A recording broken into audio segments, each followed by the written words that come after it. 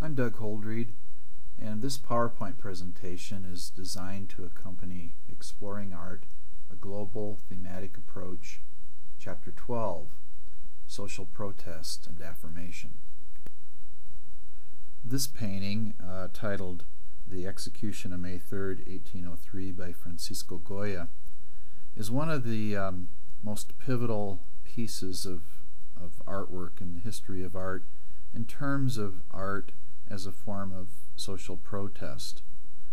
The artist based the painting on some sketches that he had done during the time period when the citizens of Spain rose up against Napoleon, who was occupying their country.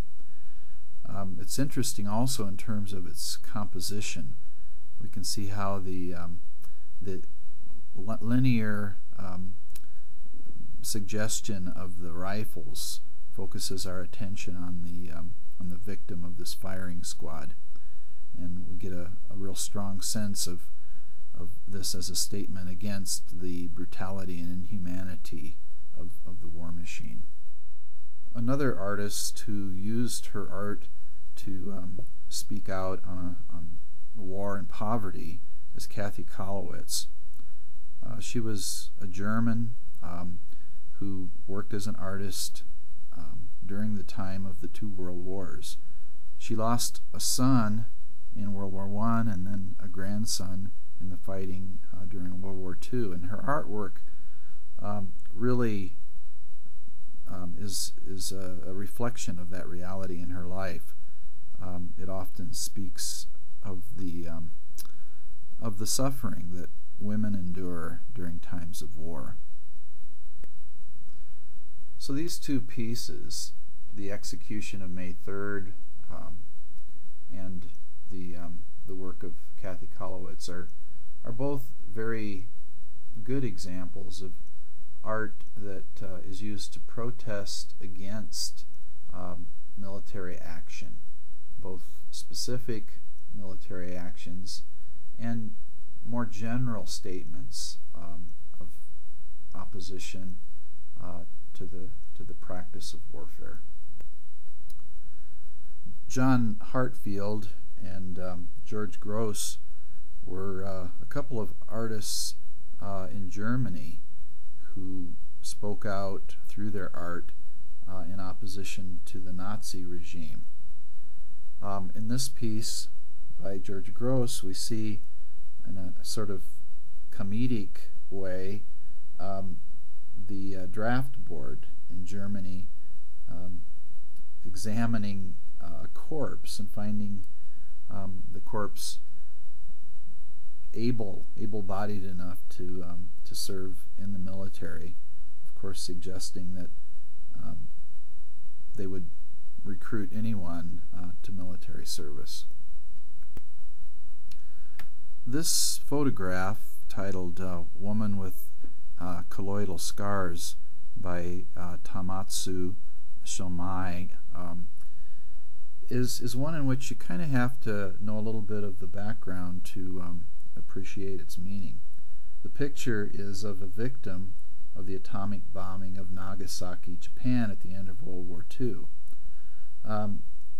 This bombing of two Japanese cities caused the vaporization of some of the victims and hundreds of thousands of survivors who suffered radiation sickness and burns like the ones that we see on this woman's face. It's also a pretty effective statement of the strong movement in Japan after World War II for complete demilitarization of that country. Artists use their art to fight against oppression and fighting for the oppressed in a number of different ways. The examples that we've just looked at show the horror, kind of shock us into a recognition of things that are bad, that are oppressive. But artists also can use beauty at times. They can use narrative to tell a story, and even humor to awaken consciousness. This life-size sculpture piece is part of a larger work that includes 100 life-size figures. The courtyard comprises this scene, or includes this scene, where we see this bent old peasant farmer bringing his harvest to the landlord to pay his taxes. So this is an example of a narrative piece that kind of tells a story, and in the process makes a statement against this feudal system that existed in China. This piece by Sildo Mireles obviously is a series of Coca-Cola bottles, but the deeper meaning of it has to do with the Brazilian government selling out to foreign investors.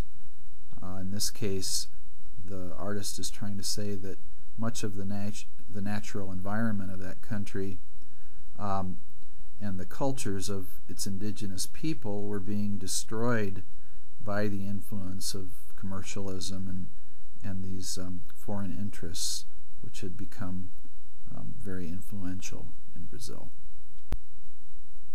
This piece, titled "They Was Nice White Folks While They Lasted" by Kara Walker, depicts a chapter from American history, the era of slavery, and it includes some racist imagery.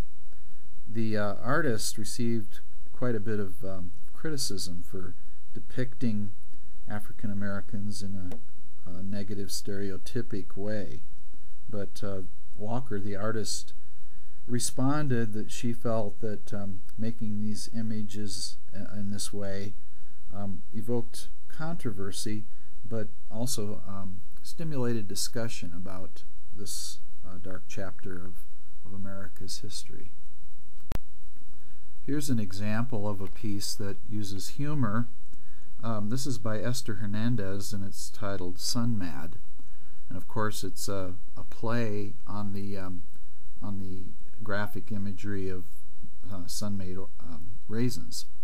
But the point of it is that in the place where the artist lived, insecticides were used heavily, and it contaminated the groundwater, and it caused problems for the local population who used that water for drinking and bathing. So it's really on the surface kind of a humorous image with a much deeper and more serious message. This painting, titled "Government Bureau" by George Tooker, is sort of a critical view of the systems and the structures of the modern world and of modern government bureaucracies, and we can sort of sense in it the artificiality of the environment and the way in which people are isolated from one another and fearful of each other. Art often questions the status quo and challenges the status quo. It takes a critical look not only at unusual and exceptional circumstances, but also the common and everyday circumstances of life, including satirical interpretations of accepted practices. This piece by William Hogarth pokes fun at the accepted practices of his day in relationship to courtship and marriage, and the way in which economic concerns and interests became the overriding issues in arranged marriages.